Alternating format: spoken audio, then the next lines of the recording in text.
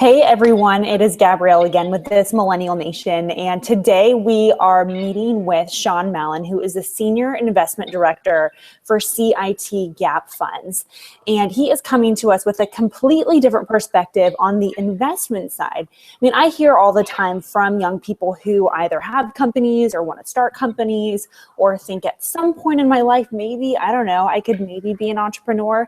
This conversation is for you to learn about what is inside the mind of an investor. We have a true shark with us today who's going to be giving us the perspectives, the insight, and really the strategy you would need to be able to land that great investment if that's really what you need to do to take your business to the next level. So, Sean, thanks for joining us. Pleasure to be here. Thanks for having me. So can you explain to us what CIT does, what does CIT stand for, and how you guys differentiate yourselves in the market of so many investors that are already out there? So CIT stands for the Center for Innovative Technology, and we are what's called a state-sponsored nonprofit investment fund. So we are set up as an independent 501c3 nonprofit, but we have historically gotten our investment dollars from the Commonwealth of Virginia as part of the governor's budget. So our mission is to go out and find great entrepreneurs, make a commitment of dollars and time to them, and then work very hard to bring in angel investors and institutional investors to come in alongside us to basically leverage a relatively small number of state taxpayer dollars with a much larger pool of private investment dollars. So how do people find out about you? Who is the average person coming through your doors looking for investments? So people come to us by many different channels, which is why we end up chatting with or having conversations with between 500 and 600 entrepreneurs every year, and then ultimately make investments in 15 to 20 of those. They come to us by, we go out in the community, we fan out across the Commonwealth of Virginia, and other states have similar programs to Virginia. So, here locally in the Washington, D.C. area, DC, Maryland, Virginia are all well represented by folks like me. But we go out to, networking events and things like that, which is where we think the most compelling entrepreneurs are going to be hanging out. But we also take referrals from attorneys and from accountants and others that are working with these young entrepreneurs. And it's usually good to get a referral into us because they come to us through people that we view as trusted referral sources. So if an attorney that we've worked with a lot gives me a call or sends me an email saying, I found a new company for you to look at, chances are I'm gonna make the effort to spend some time getting to know them and what they're doing. So referrals and networking are kind of age-old techniques that doesn't matter who you are or what your idea is, the best way to get in front of someone who could invest in you. Maybe you can walk through the process with us, I should say, of I am an entrepreneur and I'm in my early 20s. I've got an idea. I've come to you. Maybe I met you at a networking event. What do I do now? Right. Well, so I think, the main thing is to recognize that most investments are made because somebody warms up to you and your idea, right? It's not by filling in a form and checking off a certain number of boxes that are craftily set up so that you could easily get the answer wrong, right? That's really not how we do. And we have the ability in our shop for people to apply online, but we really don't recommend that. We say, get an introduction to us, find out who we are, and then let's have a conversation. So really the first step is a one-on-one discussion, right? We sit down sometimes on the phone, but usually it's an in-person meeting where I'll invite the entrepreneur or ideally the entrepreneurial team to come in, and we'll chat for an hour or so and give them an opportunity to tell me all about what their business looks like. Maybe it's just getting started, maybe they've been at it for a while, find out how much traction they've gotten in the marketplace, find out if they're building a product, where that product is in its development life cycle. So we really have that kind of initial conversation where I need to warm up to the idea. And likewise, my colleagues are doing the same thing, right? So we don't necessarily say, in my case, we have a we have a biotech person on the team. So if the biotech company comes to me, I'll usually hand it off to him, right? Because he understands those businesses better than I do. But mostly what we see is software type companies. And all of us have software backgrounds, so we can get into that. Anyway, so do you have a rubric that you're running through certain qualifications that you want to make sure that they have even off the bat? Yeah, I mean, what you're really looking for kind of four major things, right? So one is the team, right? And the team is at the very top, right? It's kind of like location. It's team.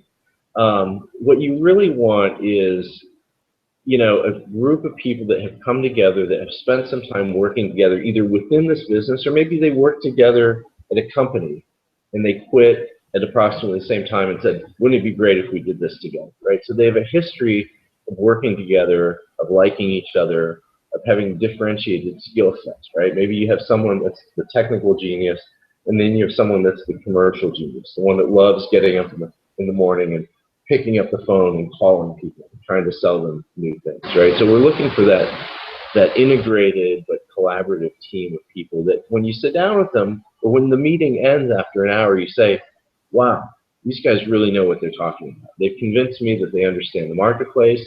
They've convinced me that they know how to build what it is that they're building. They've convinced me that they have the ability to go out and make some activity on the commercial side of things. And they've been able to convince me that they've got a nice business model or business opportunity. So it's all those things. The team kind of comes together as you're talking about the three other things, which is the product that you're building, the marketplace that you're going to sell into, and then your revenue model, right? How are you going to make money? So, depending on who you're talking to, sometimes they've got all those things worked out, and it's very easy for them to explain every piece to you. And sometimes they're well rehearsed, so they get it done right. In many cases, they're still trying to work some of those things out, right? Maybe it's a single founder that's got a product that's maybe 50% of where they need it to be. They've got a couple people that are alpha testing the product in the marketplace, and they're not really sure how they're going to make money at the end of the day, right? That's fairly typical. Those are also the kinds of companies that we say, you know what? You still need to work some things out. You probably need to bring some co-founders onto your team with you to complement the things that you don't do as well. And then come back to us, in 6 months or something like that, once you've done a few of these things, and we'll have a conversation. Because at the end of the day, that's the kind, once I kind of go from that one-on-one meeting that I referred to a few minutes ago to inviting the entrepreneur or the team in to meet with my team, I want to make sure that it's pretty well baked at that point, right? They don't need to be a $1 million revenue company, but they need to basically have their act together. They need to have kind of their ducks in a row. There are just too many people involved in our decision process for it to be kind of half-baked kind of opportunity. So how fully baked then does an idea need to be before someone should be approaching an investor like you? Or are there investors who don't mind that, fresh idea that's not fully formed so that they can help develop it further? Yeah, so I think that's a good question that has kind of a subtlety in its answer, because in our shop, we tend to engage with the not fully baked crew, even though our answer at the end of that meeting is not yet, right? So we try to give helpful advice, which replicates what, if they were to go out and talk with 10 or 20 other investors, they'd probably get similar feedback. But we try to give it to them on a kind of a non-judgmental basis, to say, the answer is not no forever. It's kind of an informal discussion between you and me. But these are the things that you would need to have in order to get through in order to have a chance at getting through our process, right? So, what do we end up investing in? It's usually companies that have, a product that they can at least call a beta stage product, right? They've built it to a point where they can sell it to people, or they can give it to companies and say, okay, you don't have to pay us for it yet, but use it, and if you still want to use it 3 months from now, then we'll start charging you money for it, right? They've got a handful of customers that they can actually send me the contact information for those customers, so that as part of my due diligence, I can talk to those customers and say, why are you using this? How did you meet these guys? What do you like about it? What other products did you look at? What were you doing before you started using this, to help to educate me as to the value proposition that's being delivered.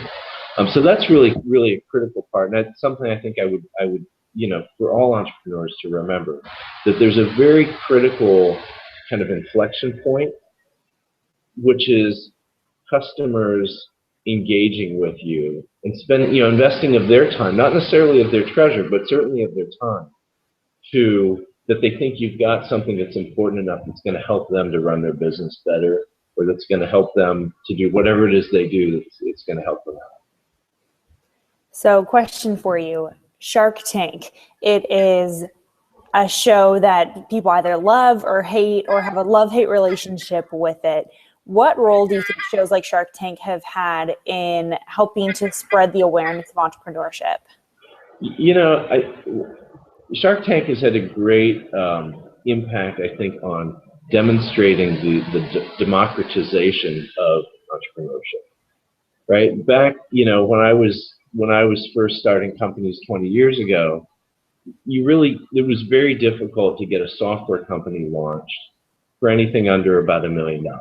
And typically back then you're trying to raise $1, $2, $3 million just to buy the equipment that you needed, to be able to get the programmers and things like that. And nowadays, with kind of the on-demand economy that we have, you can get server space from Amazon for pennies. You can get developers from around the world to develop product for you for not anywhere near as much as it would cost you to go out and hire people. And basically the cost of starting a business is much lower than it ever was. So I think a program like Shark Tank allows all of us to kind of dream big, and then when you actually turn the TV off at the end of the night, you can actually you can write a business plan that's actually could be completely viable under certain circumstances. I think Shark Tank is a little bit more for purposes of show business, it's a little bit more focused on hard products. It's oftentimes I see little bouncy things for kids and stuff like that, which these are all nice ideas, but they tend not to be what institutional venture capital companies invest in, right? We prefer things like software where you can build it once and then sell it many, many times in a similar form. We like things that are hosted, right? Like on-demand, kind of, we call it software as a service, right? Where you can put it on one big server, and then 1 million customers around the world can just tap into that server. So how realistic then is a Shark Tank type scenario for someone coming in and actually pitching an investor? It's actually, things, as I understand, things happen behind the scenes at Shark Tank that you don't necessarily see on TV. But I think that process is very similar in the sense that most investors, in my experience, make up their minds within about 30 seconds as to whether this is something that they'd be interested in. And the reason is that most investors have specific areas that they like and a lot of areas that they don't like, right? They've decided, I'm going to make investments in the education technology space, or I'm going to make investments in the enterprise software space as it relates to human resources management, right? There's a lot of pockets of, and as an investor, you need to specialize like that. Because there's so much going on, right? You can't possibly be all things to all people. You need to kind of focus on certain areas that you feel that you can go deep in. So as a result, people are pretty quick and say, after 30 seconds, if they're not speaking it out of their mouth, they're at least saying it to themselves, which is, this isn't going to work for me, right? So then it's kind of all a process of how do you disengage with this person gracefully, without hurting their feelings, but just basically having them go away saying, oh, it wasn't the right match. This isn't what this investor did. Now, as an entrepreneur, you should do your research up front so that you don't end up in meetings like that with people that don't invest where you invest. So that's something that takes a little bit of time, but you can work with, your attorney, with your advisors to say, can you introduce me to investors that actually would potentially invest in what I'm doing and aren't just going to turn me away after 30 seconds. Now, we had met both speaking on a panel at a university about entrepreneurship in this next generation. And as someone who started multiple companies and has a very broad perspective about how entrepreneurship has or hasn't changed, I'd love to have you talk a little bit about how you see entrepreneurship the same and also how you see it different from when you started your first company. Yeah. So I think one of the, we're talking about the democratization of business, right? So, or startups at least, right? It's a lot less capital is required to do it. But I think that, the main thing to remember if you're trying to build a company that's going to require outside investment, is that investors are the same now as they were then, is the same as they were, 6,000 years ago in Babylon. They want a return on their money.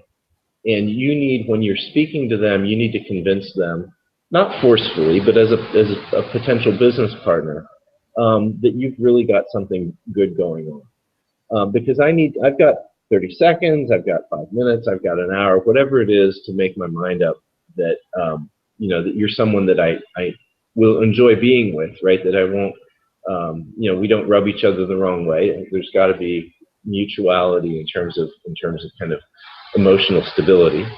But at the end of the day, I'm looking for a financial return. And I think that that's something that was the same 20 years ago as it is now. And you have to paint the picture for your potential investor of how they're going to make money. And you'll have discussions, if the conversation continues, there'll be discussions about valuation. What's your company worth? How much of your company am I buying with my investment of, $50,000 or $500,000 or whatever the number is.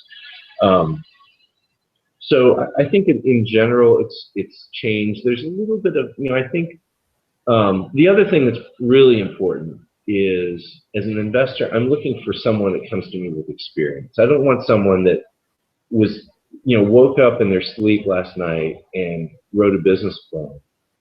And they walk in and say, this is the greatest thing since sliced bread. And you could say, yeah, it is the greatest thing since sliced bread, but you don't know anything about this. This is not your field, right? It seems like a good idea, but neither I nor you actually know if it's a good idea because this is not the line of business that we're in. So I give counsel to young people coming out of college that want to be entrepreneurs. I say, you know what? Decide on the 2 or the 3 or the 4 areas that are interesting to you. Maybe they're related to your major. Maybe they're related to just what you want to do or what you want to be in life. And go find a paying job within an existing entity that does that kind of stuff. Because first of all, it'll help you pay off your loans for a little while and put a roof over your head. But secondly, it gives you an opportunity to kind of see what the legacy business environment is, right? You may still come out of that and say, I still want to do this because it's going to revolutionize the way you do business. But at least you'll be able to speak knowledgeably about the way it's done now. I think that you hit on a really important point, and that's in knowledge prior to starting a business. Many people think, oh, I have to go get an MBA in order to be successful as an entrepreneur, or take some sort of classes. What role is training and personal development? What role does that play in being successful, particularly as a young entrepreneur? Yeah, I think an MBA degree teaches you a little bit about a lot of different things. I think I did an MBA with a major in entrepreneurship. I don't really think it made me a better entrepreneur, right? I mean, because most of what I learned in my MBA was about how to do regression analysis for marketing, which I didn't do for years and years and years after doing an MBA. Teaches you how to do, discounted cash flows on financial analysis, which I didn't do for years and years and years afterwards. So to some extent, I wouldn't suggest in most cases an MBA is a prerequisite for starting your first business. And frankly, as an investor, seldom do I ask people, well, do you have an MBA? No. What I say is, how did you learn about the business that you're launching into, that you've launched into? And what I like is someone that says, I spent the last 5, 6, 10, 12 years in this field. I worked for the leading company, right? They took it, they're great. They're out there in the marketplace today. I don't envision myself competing with them directly necessarily, but what I learned from my time there is invaluable in terms of me understanding, you know, what types of customers are going to buy my product. What types of price points am I going to need to take my product out to the market with? What types of financial models are customers used to paying? Those are all things that, you know, and it gives you contacts in the industry as well. Anyone starting a business, before they even establish themselves, should get advisors for their business, right? And those advisors should be people that they've gotten to know and that they like and that like them and that are knowledgeable about the business, right? You're really kind of just extending your knowledge base. So what role would you say that mentoring and, as you're saying, an advisor then plays in someone just even starting before they get their business plan together? Should someone go out and find a mentor, or get their business plan together and then find a mentor? You know, it's different for everybody, right? I think if you have a lot of years of experience and you really feel like you know what needs to be done, then I would do that, and I would leverage advisors more for introductions for potential clients. That's where we see it the most, right? Is you leverage advisors along the way to say, you know, you're a trusted party. Would you try the software that I'm building? And they might, you know, they'll give it to their CTO or whatever it is, and they'll bang away at it a little bit. But I think where people get the most value is in the tried and true Rolodex, right? Can you introduce me to someone at this company? And, you know, tools like LinkedIn are wonderful now because you can say, you know, I want to talk to someone at General Electric in their finance department, and you can find, you know, 2 or 3 people that you know either well or not well that have a contact, and you can leverage that chain of relationships. So you never know who. I wouldn't ask everybody you meet to be an advisor, but I would certainly ask everyone you meet, tell them what you do or what you're doing, and get their read on it, right? Because some people, you know, unexpectedly out of, you know, corners that you weren't even looking in, say, oh, I know a lot about that business. I'd be glad to help you. I don't have money to invest, or they might, but I'd be happy to help you or make some introductions or whatever. So that's one thing that I would tell entrepreneurs, and I think this is something that was true then, it's true now, is don't be afraid to talk about what you're doing. From time to time, I'll meet an entrepreneur and they're like, can you sign a non-disclosure agreement? And I say no. And they're like, well, I'm not going to be able to tell you very much. I said, well, that's fine, but if you don't tell me very much, I'm not going to be able to make very much of a judgment on what you're doing. And by the way, this is my job as an investor. I have no interest in copying what you're doing or going down and telling the next guy what you were doing. So don't be paranoid about people knocking off what you're going to do. If it's a good idea, there's already a bunch of people doing it now, right? And your job is going to be able to do it better than them, or at least as well as them. But tell the story. Don't be afraid to tell your story. That's fantastic advice. I want to circle back to what we were talking about before about successful pitches. So someone's walking into your office and they're making a pitch. When you walk away and you're saying, wow, that was the best pitch I've ever heard, what 3 or 4 things are they doing that really knocks it out of the park? Yeah. You know, we talked a little bit before about what you're looking for, what we're looking for when we hear someone pitch, right? So, and by the way, you know, some pitches are as short as 3 minutes long, right? And those are kind of within the context of, you know, a venture fair or something like that, where you literally have 3 minutes, you have to get on the stage, and if you screw it up, you know, you're not going to have much foot traffic to your booth afterward. So you can say a lot in 3 minutes, you can say a lot more in 10 minutes. But basically what we're looking for is evidence that the team is relatively complete and that they know what they're doing, and that they've been able to demonstrate that they know what they're doing by building a product, taking that product to customers and having customers say yes, and having a story for how they're going to make money, right? It's really not super complicated.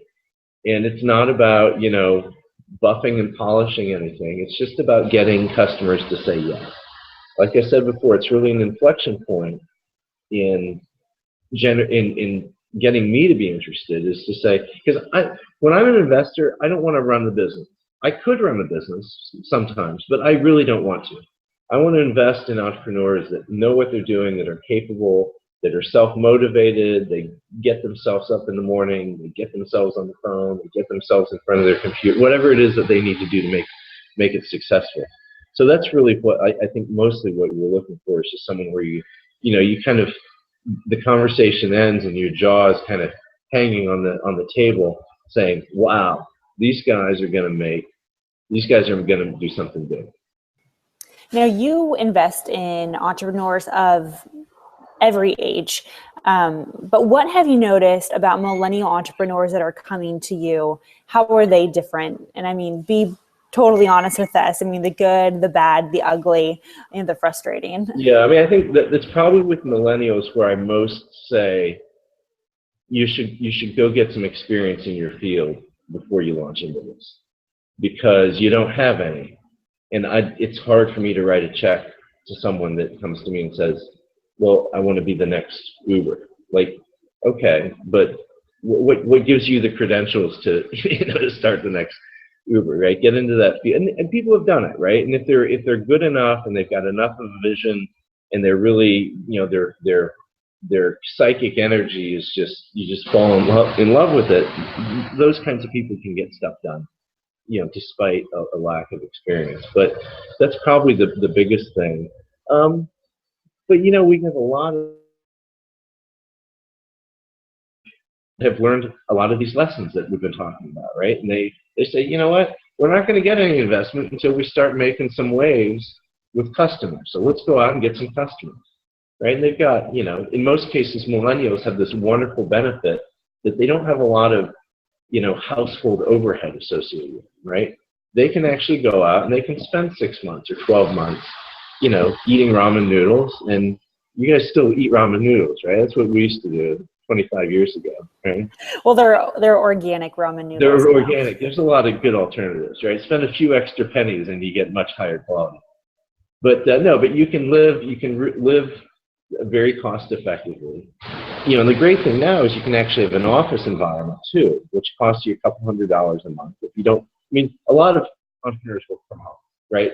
2, 3 of them, whatever, they meet at Starbucks and they, 3 times a week and bang away at the computers. But for the most part, you don't need to have a big fancy office. No one cares about that. Make sure your overhead is low, so you don't need to raise a lot of money. You don't need to invest. If you've been able to sock away any savings at all, you don't need to see it all go away, right? But as an entrepreneur, you need to be prepared for that as well. Right? And so I think there's a ton of activity among millennials that are starting businesses. I say, make sure your story has to be as good as any other story.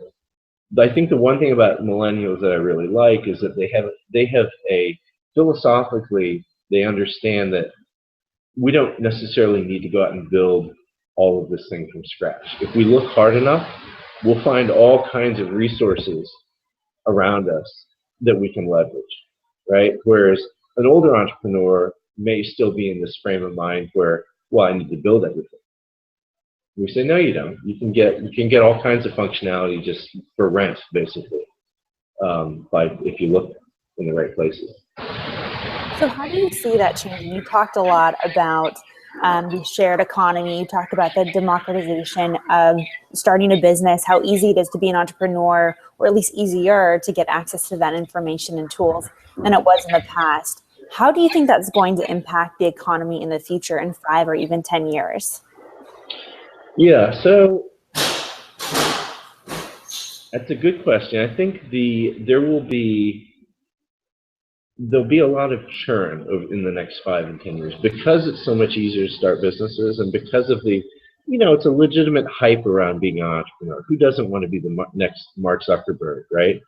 But so there are tons of companies out there that have been started. Tons of those are going to fail. And the founders are going to try it again, and maybe the next time they'll be more successful, or they'll say, you know what, I need to replenish my bank account. Let me go get a job with someone for a while. But when they do that, they'll come into a role where they can bring all of their entrepreneurial energy into a larger entity and be really valuable to those big companies as well.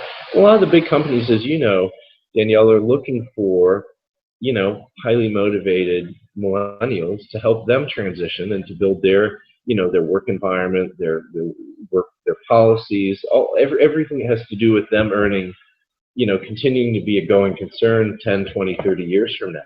They need to keep cycling through these generational changes. So, I think that I don't know. Yeah, there'll be a lot of, we talk about, failure is good. Well, failure is not really good, but you can learn from your mistakes and you can bounce back and do something else. So, oftentimes entrepreneurs come in and they say, well, this is a really great idea. And the really good thing about it is no one else is doing it. And usually I say, well, I'm sure somebody else is doing it. If it's such a great idea, you're not the first one to have thought about this. And it is competitive. And what I oftentimes recommend to people is you can probably develop some assurances that what you're doing is not being done by more than a handful of people within your geographic area, right? Which, as you get started, who are you going to sell to? You're going to sell to people that are close by, right? You're not going to be able to afford to hop on airplanes.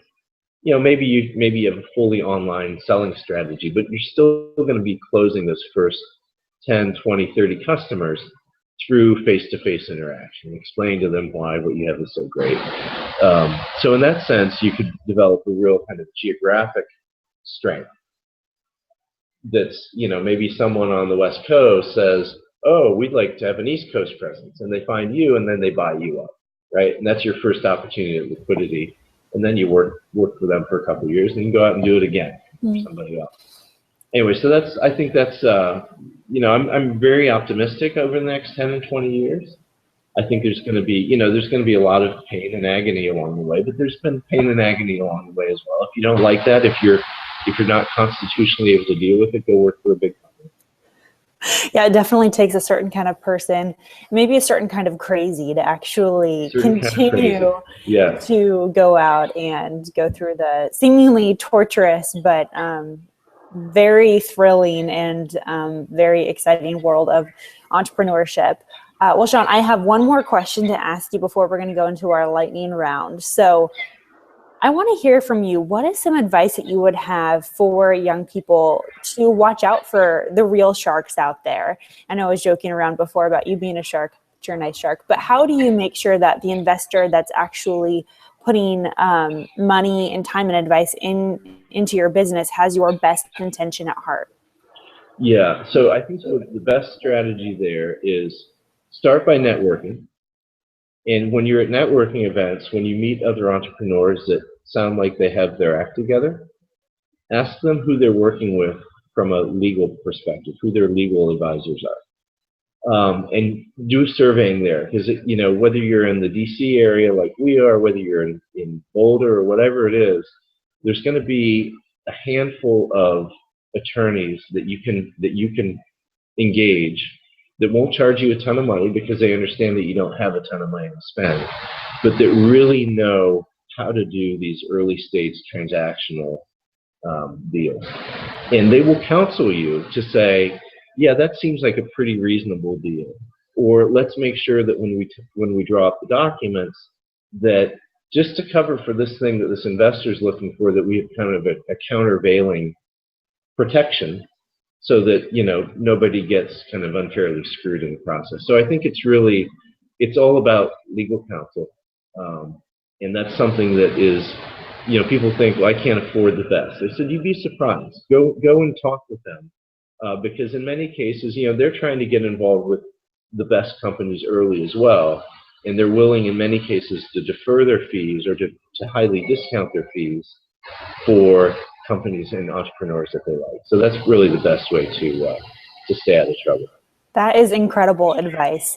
And I think a lot of young people, particularly jumping into this world, are either intimidated or uncomfortable or just kind of unfamiliar with the legal world of how to make that connection. But it's really good advice that if you want to seriously protect yourself, you have to take a serious look at how to do that. And getting legal counsel is really important to do that. There's one thing I'd like to just say one more thing that I forgot to say before that I think is important is as an entrepreneur, have a plan B that does not involve raising outside capital. Okay?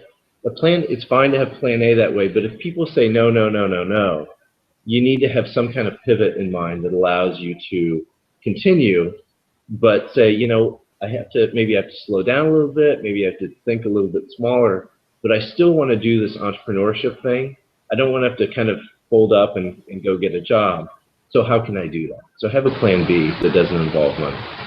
And doesn't that, as an investor, show you that they're taking this seriously as well? It does. Seems like it would. All right, awesome. Well, we have reached our lightning round of questions. So if you are ready, I'm going to shoot a couple questions at you. Do my best.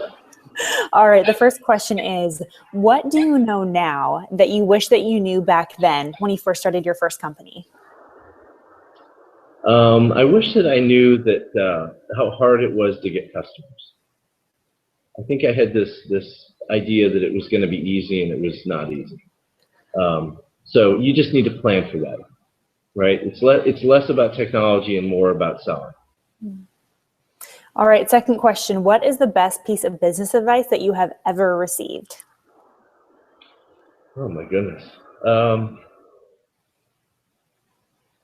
It's not really business. I think it's just I always said that as I was starting my early businesses, I said none of the stuff that I'm using is what stuff I learned in business school. It's all the stuff that my mom taught me, right? Which is, return phone calls promptly, send thank you notes, listen, don't talk all the time. So I'm not sure if that advice was given to me in the context of business advice, but it was good advice. Be polite. How's that? I think Yeah, that's good, huh? advice that everybody needs to be reminded of. All right, next question. What books are you reading right now?